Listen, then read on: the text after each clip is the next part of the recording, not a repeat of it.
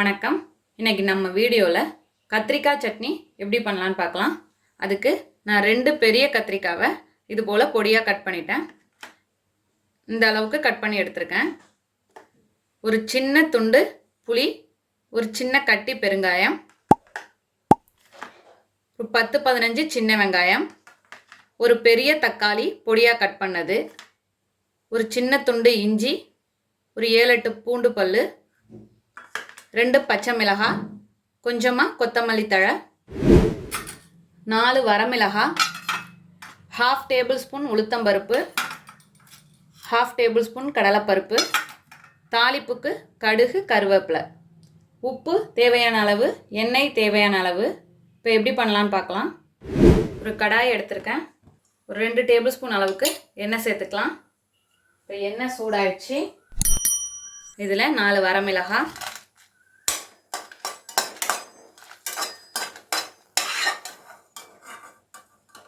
வரமிளகாவை வறுத்து எடுத்துட்டேன். உளுத்தம்பருப்பு, கடலைப்பருப்பு,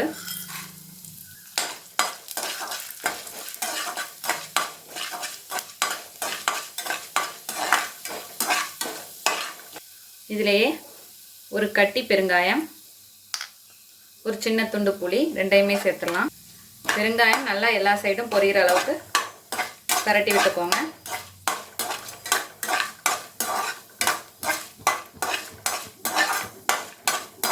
இப்போ நல்லா வறுபட்டுட்டு இதையும் எடுத்துருவோம்.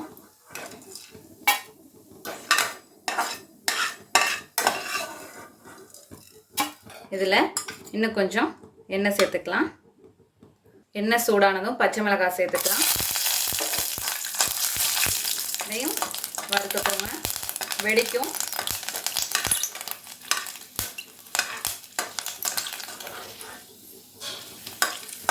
இது எல்லா பக்கமும் வேகிற அளவுக்கு வறுத்துக்கோங்க.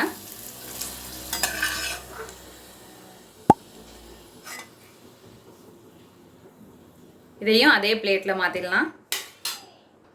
இப்போ சின்ன வெங்காயம், இஞ்சி, பூண்டு,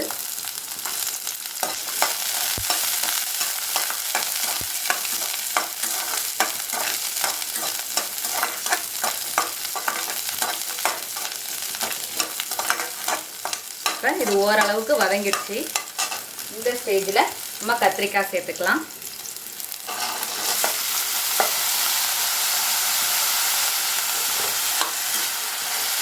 இப்போ இது நல்லா வதங்கணும்.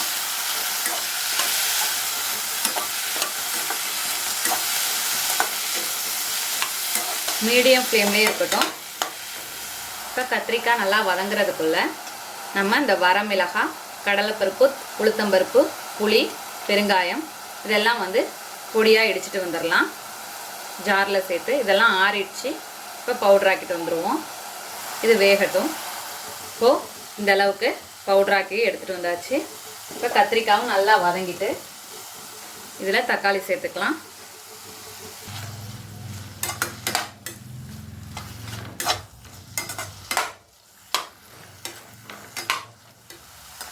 இப்போ தக்காளி நல்லா வதங்கினதும் இப்போ கொத்தமல்லி சேர்த்துக்கலாம்.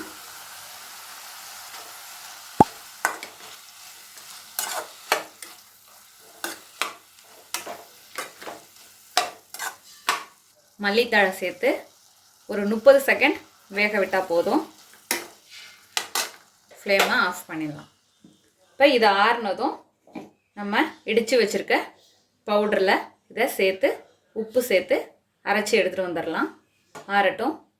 இப்போது ஆறிடுச்சு. இதை மிக்ஸி ஜாரில் சேர்த்துடலாம்.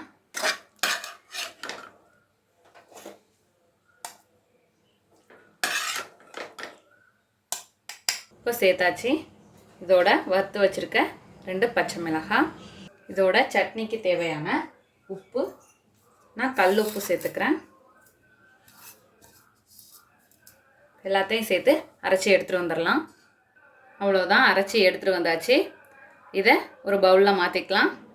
இப்போது ஜாரை கழுவி அந்த தண்ணியை சேர்த்துருக்கேன். அவ்வளோதான். இப்போ தாளிப்புக்கு சேர்த்துடலாம். இப்போ தாளிப்புக்கு கொஞ்சம் நல்லெண்ணெய் சேர்த்துக்கலாம். இப்போ எண்ணெய் சூடானதும் கடுகு, இப்போ கடுகு வெடித்ததும் கருவேப்பிலை சேர்த்துட்டு ஸ்டவ் ஆஃப் பண்ணிடலாம். இப்போ தாளித்ததை இதில் சேர்த்துக்கணும்.